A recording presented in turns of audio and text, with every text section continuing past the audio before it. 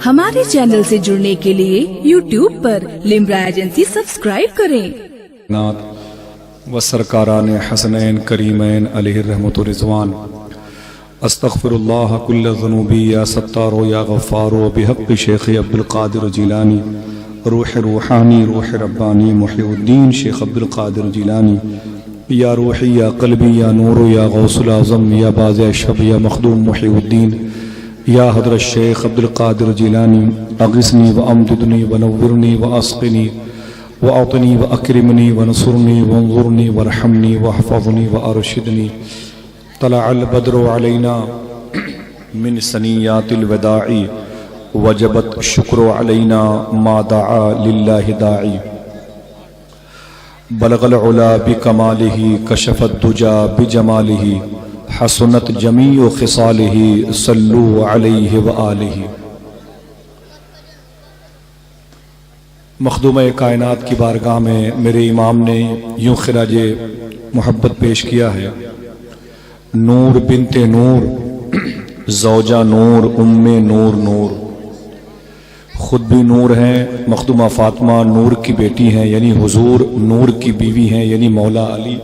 اور دو نوروں کی ماں ہیں یعنی حسن حسین نور بنت نور زوجہ نور ام نور نور نور مطلق کی کنیز اللہ رے لہنا نور کا اس کے بعد بحضور غوث ثقلین میرا امام یوں گویا ہوتا ہے واہ کیا مرتبہ اے غوث ہے بالا تیرا اونچے اونچوں کے سروں سے قدم آلہ تیرا سر بھلا کیا کوئی جانے کی ہے کیسا تیرا اولیاء ملتے ہیں آنکھیں وہ ہے تلوہ تیرا فرش والے ان کے جد کی بارگاہ میں خراج پیش کیا تو سچی بات کہہ کے حیرت میں ڈال دیا پوری دنیا کو فرش والے یا رسول اللہ تیری شوکت کا علو کیا جانے خسروا عرش پہ اڑتا ہے پھریرا تیرا پھر جب ان کے لاڈلے غوث اعظم کی بات کی تو فرماتے ہیں سکر کے جوش میں جو ہیں وہ تجھے کیا جانے خضر کے ہوش سے پوچھے کوئی رتبہ تیرا پھر جب ان کے جد کریم کی بارگاہ میں گئے تو کہتے ہیں یا رسول اللہ تیری سرکار میں لاتا ہے رضا اس کو شفیع جو میرا غوث ہے اور لاڈلا بیٹا تیرا عطا رسول تاجدار چشت کی بارگاہ میں پہنچیں مناجاتی لہجے کے ساتھ دعا فرمائیں الہی تابود خورشید و ماہی آمین کہیے گا سب لوگ الہی تابود خورشید و ماہی چراغ چشتیاں راہ روشنائی بحضور تارک السلطنت سرکار مخدوم اشرف جہانگیر سمنانی اے اشرف زمانہ زمانے مدد نما درہائے بستراز کلید کرم کشا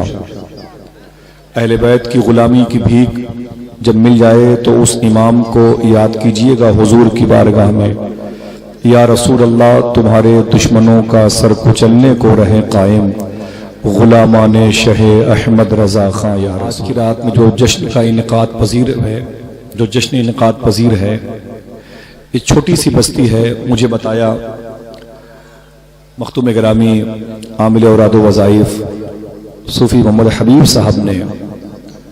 کہ منمو کی زمین پر تقریباً 80-90 گھر حضور کے چاہنے والوں کے آباد ہیں جن لوگوں نے اپنی محبت کے اہتمام میں یہ مجلس نور کو سجایا ہے منمو کی زمین یہ سراتھو سے بہت قریب ہے سراتھو سینی سے بہت قریب ہے سینی خواجہ کڑک عبدال شاہ کی بارگاہ سے بہت قریب ہے وہ سرکار مختوم حسام الرحمانی پور شریف کی زمین سے قریب ہے اور ان بارگاہوں کے قریب قاضی پور شریف کی خواجہ حسن شاہ بھینسوری شریف کے لاڈلے کی بھی چوکھٹ ہے اور قریب میں بھرواری ہے جہاں سرکار مختار شاہ رحمۃ اللہ تعالیٰ علیہ کی بھی بارگاہ ہے ایک طرف شہر الہ آباد ہے جہاں پر 22 سال حضور غوث پاک کو وضو کرانے والے بزرگ شیخ منور شاہ الہ آبادی لیٹے ہوئے ہیں سرکران 14واں پیرہ کی چوکھٹ ہے جہاں حضور دادا میاں دارا شاہ اجمل دارا شاہ محمدی کی چوکھٹ نور ہے جہاں قریب میں خواجہ تقی شاہ خواجہ شعبان ملت خواجہ کمال شاہ چشتی خواجہ عبدالباسط شاہ دمگڑا شریف موجود ہیں ایسے دیار میں قریب میں تھوڑا سفر کریں گے تو ہتگام شریف ہے جہاں پر سرکار عطا رسول تاجدار چشت سرکار خواجہ غریب نواز کے سگے خالازاد بھائی خواجہ سید برہان الدین شاہ چشتی آرام کر رہے ہیں۔ ایسی مبارک زمین ہے اور یہ الہ آباد اور کانپور اور لکھنؤ اتر پردیش کا یہ مضبوط بیلٹ ہے۔ یہاں پر یہ چھوٹی سی بستی میں حضور صلی اللہ علیہ وسلم کے نام کی مجلس ایسی شب میں سجائی ہے۔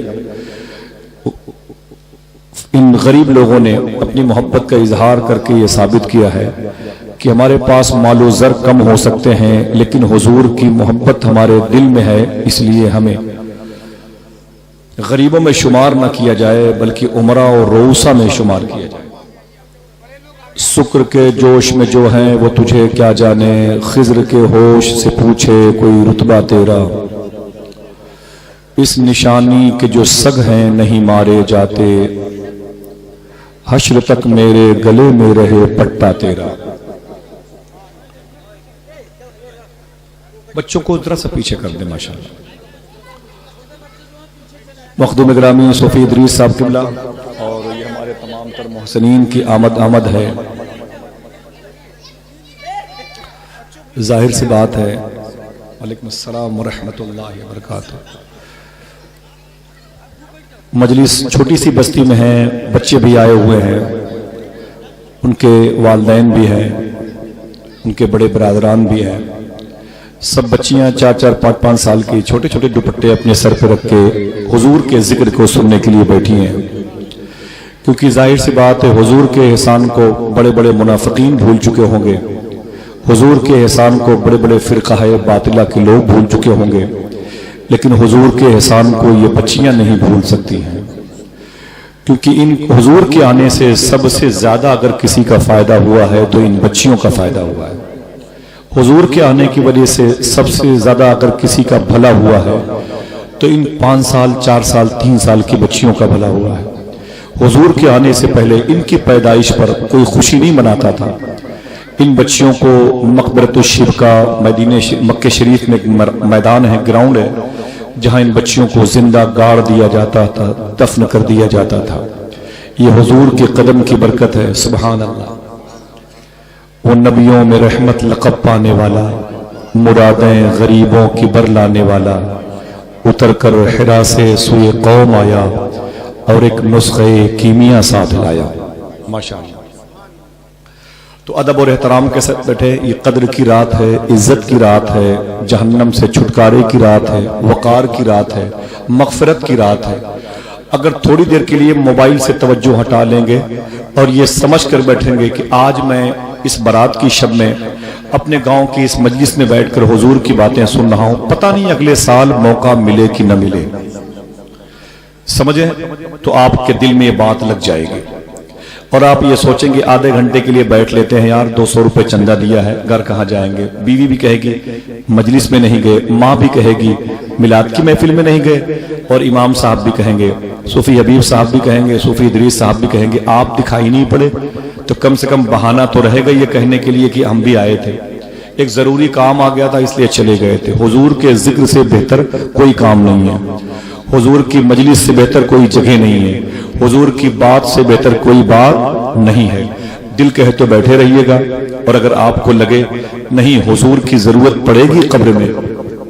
جب بچے بیمار ہوں گے تب بھی ہمیں حضور کے سہارے کی پڑے گی ضرورت، جب بچیاں بڑی ہو جائیں گی بالغہ ہو جائیں گی ان کے رشتے کے لیے ہمیں حضور کی پڑے گی ضرورت، ہمیں سانسیں لینے کے لیے حضور کی پڑے گی ضرورت، رزق کے لیے حضور کی پڑے گی ضرورت، جب ہمارے بچے بیمار ہونے والے ہوں گے تو ہمیں حضور کی پڑے گی ضرورت، ہم انتقال کر جائیں گے جب قبر میں لوگ ہمیں